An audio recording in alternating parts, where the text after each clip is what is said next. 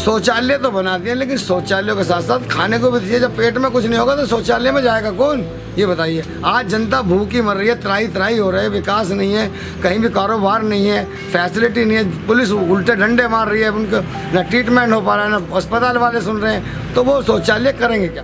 प्रधानमंत्री जी बातें तो बहुत बड़ी बड़ी करते हैं, बातों में तो उनसे आगे कोई निकल ही नहीं सकता, लेकिन जमीन पर दिखाकर काम करना हर किसी के बस की बात नहीं। उसे ज़मीन पे इम्प्लीमेंट करना चाहिए, ये दिखाना चाहिए कि मैंने ये काम करके दिखाया। युवा आज भी बेरोजगार की तरह घूम रहा है, और कभी कहते हैं पकोड़े तलो, कभी कहते हैं गैस से नाले में से गैस निकालेंगे, चाय बनाओ।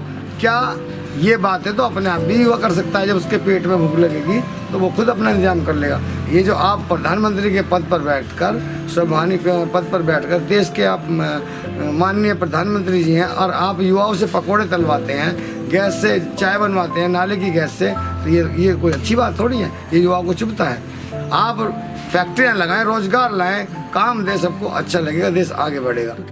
आप ये बताइए, इस कोरोना के अंदर ही इतना फ़ायदा उठाया गया, पुलिस को इतना बढ़ावा दिया गया कि 2 बजे के बाद दुकान खुलेंगी, फिर ओडी1 के में चलाया इन्होंने, फिर शनिवार को कोरोना आ जाएगा, संडे को कोरोना आ जाएगा।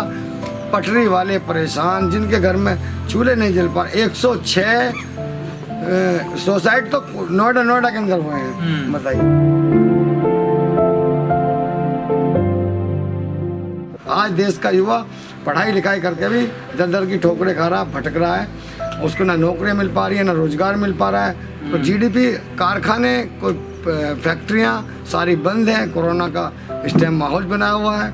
आज से 5 महीने पहले जब भी देश की जीडीपी गिरी हुई थी, लेकिन ये कभी कुछ बहाना लेके बैठ जाते हैं, कभी कुछ बहाना लेके ले जाते हैं। एक्चुअल में तो ये है कि अगर देश में सही नीति से काम करा जाएगा, सबसे पहले किसान को मजबूत करा जाएगा, जवान को मजबूत करा जाएगा, युवा को मजबूत करा जाएगा, देश तरक्की करेगा। वरना बहानाबाजी के लिए तो इनके पास 100 आइटम है। कभी कोरोना आ जाता है, कभी सीए का बिल ले आते हैं, कभी कुछ ले आते हैं। ये लफड़ा झपड़ा तो 2 साल इनके चल रहा। पिछली सरकार में भी दिखाए मंत्री जी, क्या प्रधानमंत्री जी क्या करा है, कुछ भी नहीं मिल रहा है। आज क्या हो रहा है कि हर नौकरी रिश्वत मांगती है, अबलाओं की इज्जत मांगती है। इस देश के अंदर ऐसा कोई भी अबला अगर वो औरत जाती है तो उससे उल्टी सीधी बातें करी जाती हैं, सो जाती है तो 2 को नौकरी मिल जाती है, 98 बाहर आ जाती है। यही युवाओं के साथ हो रहा है। BA CA MA करके भी लोग डिग्रियाँ लेकर भी बेरोजगार की तरह घूम रहे हैं, जबकि सारा समाज पढ़ाई में लगा हुआ है। उसमें ऐसी समाज भी है, पिछड़ा वर्ग भी है, और तुम्हारा लेकिन बीजेपी कह रही है कि हमने तो कांग्रेस से ज्यादा नौकरियां दी हैं।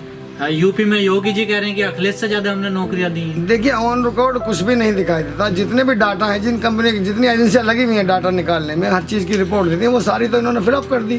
कोई भी डाटा क्लियर कहाँ आ रहा है। अब कहने को तो कहते हैं हमने 50 करोड़ दे दिए, 2 करोड़ का इन्होंने वादा करके आज 2 करोड़ गिनवाएं, किसी भी संस्था से दिखाएं, क्लियर करके दिखाएं दुनिया को कि हमने इतनी नौकरियां दे दी हैं। आज जो बेरोजगारी है, MP का आदमी नोएडा में काम कर रहा है, नोएडा का आदमी बम्बई में काम कर रहा है, ये तो दुनिया का चलन है। एक दूसरे की जगह आदमी जाता है, लेकिन रोजगार तो सबको चाहिए। देश तो सबका एक ही है। जो किसान सड़कों पे उतर रहे हैं, आप उन्हें कैसे देख रहे हैं? क्या एक काला कानून वाकई में किसानों के लिए है? किसानों का भी हमने पीछे देखा था, मीडिया ही नहीं दिखा रही थी टीवी पर कि टमाटर का रेट 2 रुपये किलो भी नहीं मिल पा रहा था, और वो सड़कों पर फेंका जा रहा था। जब किसान अपनी लागत से, मेहनत से, खून पसीना बहाकर अपनी फसल तैयार करता है, जब उसका पकने का टाइम आ जाता है, ना तो मंडियाँ उसको कोई रेट दे पाती, ना सरकार पूछती है। सरकार क्या अंधी है? सरकार की समिति बने हुई नहीं होती क्या? DM है, अधिकारी हैं, जो भी उसके मंडी भागीदारी है, उनको डांट नहीं सकते क्या हो रहा है किसानों के साथ में, रोड पे फेंका जा रहा है, इसकी पेमेंट क्यों नहीं हो रही, उसका भाव क्यों नहीं मिल रहा? सरकार का सब ड्रामा है। बिल लाने का हम ये कर देंगे, वो करना कुछ नहीं है। लेकिन सरकार तो कहते हैं हम किसानों की आय 2 गुना कर देंगे 2022 तक, और जो लागत का 1.5 गुना देंगे। देखिए, अभी इन्होंने पीछे अभी जो है वो दिया था, इन्होंने क्या बोलते हैं उसको, 2-2 हज़ार रुपये किस्त दी थी कि आपको।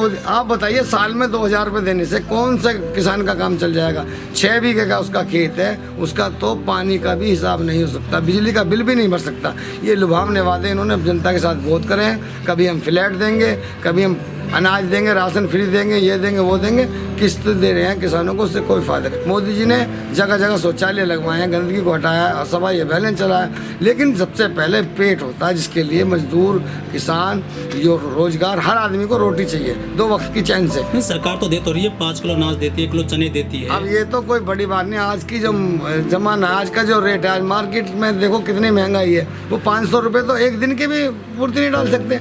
मोदी जी अगर 500 रुपये में एक दिन का अपना खर्चा चला कर दिखा दे तो मैं मान लूंगा एक आदमी 500 रुपये में अपना खर्चा चला लेगा।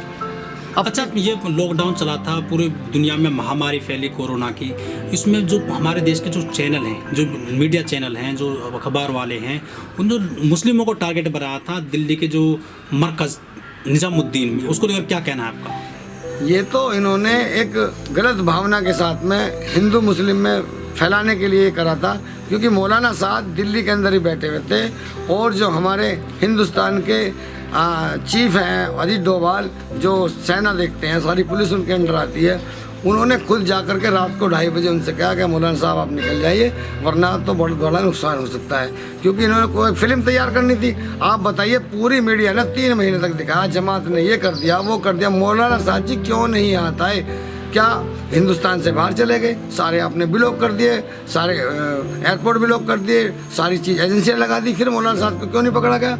इसीलिए नहीं पकड़ा गया कि इन्हें ड्रामा करना था, वरना तो 2-4 मुसलमान इन्होंने जेल भेजे, जमात वाले भेजे, और मुसलमानों को लगा कि ये हमारे साथ ज़्यादा जास्ती करें, उन्होंने लोकल डॉक्टर से दवाई लेनी शुरू कर दी। वो अस्पताल से बचने लगे। जो भी अस्पताल गया उस पर लंबा खर्चा दिया गया या उसकी अपनी जान गंवानी पड़ी। कोरोना कोई ऐसी बीमारी नहीं है जो कुदरत की दी बीमारी, को महामारी नहीं है, ये सिर्फ बनाई गई है, इसका गलत इस्तेमाल करा गया है। वरना लेकिन तो मोदी जी ने तो कहा था ताली बजाइए, थाली बजाइए, टोर्च जलाइए, दिए जलाइए। देखिए, अभी भी हम अपने प्रधानमंत्री की इज्जत करते हैं। अगर वो आज कहें कि बल्ब फोड़ने हैं, बजाय जलाने के हम अपने बल्ब भी फोड़ देंगे, रोशनी भी गायब कर देंगे। लेकिन ताली बजाने से, दिए जलाने से अगर कोरोना बीमारी बढ़ती तो ये बहुत पहले काम कर लेना चाहिए। फिर बीमारी अब तक क्यों नहीं भगी? अब फिर बोल दो ताली बजाने के लिए बजा देंगे। लेकिन ये सिर्फ जनता को बहकाने वाली बात है।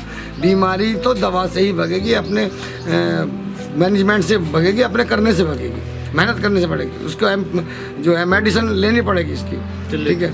लेकिन ये थोड़ी है कि ताली बजाने से बीमारी भग जाएगी। ये तो सभी की बात।